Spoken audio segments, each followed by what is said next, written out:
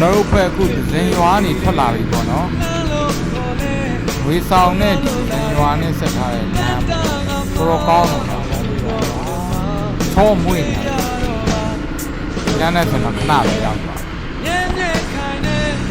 ဝေဆောင်ချောင်းသာလမ်းမှာအကောင်းဆုံးလမ်းပေါ့ပြေပဲဒီတာတာရနဲ့ရောက်ပါတော့